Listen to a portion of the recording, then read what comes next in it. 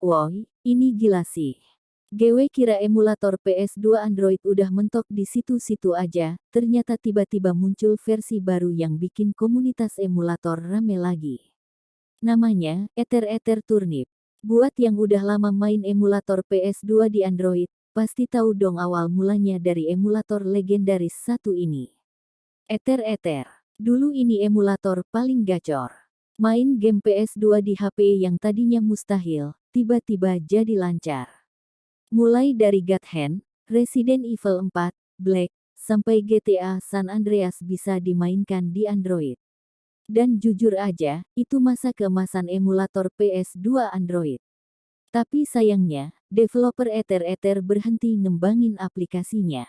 Dan semenjak itu, komunitas emulator mulai bikin versi-versi modifikasi sendiri. Muncullah berbagai versi yang mungkin udah gak asing lagi buat kalian. Ada Ether Black Hawk yang ikonnya merah. Terus ada Ether MMJ yang warnanya abu-abu.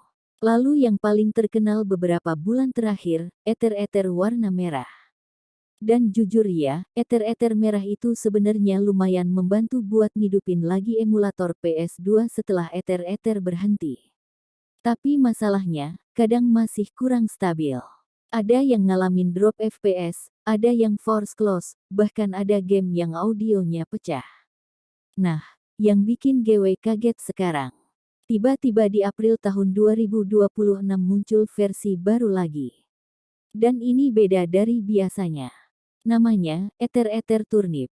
Ikonnya oranye. Awalnya gue kira, paling cuma ganti nama doang. Atau mungkin cuma replot biasa. Tapi ternyata pas gue coba sendiri, anjir, ada perubahan. Yang pertama langsung kerasa itu di bagian tombol dan tampilannya. UI-nya terasa lebih enak dilihat. Terus settingannya juga kelihatan lebih rapih dibanding versi sebelumnya.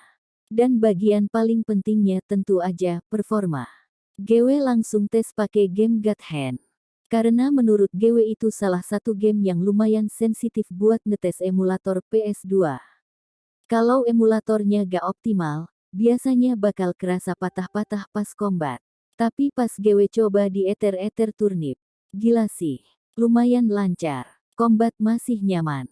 Efek pas mukul juga gak terlalu delay. Dan FPS-nya lebih stabil dibanding yang gue coba di versi sebelumnya. Bahkan di beberapa scene yang biasanya drop, sekarang malah lebih smooth. Dan itu yang bikin gue mulai mikir. Ini emulator, berevolusi kah?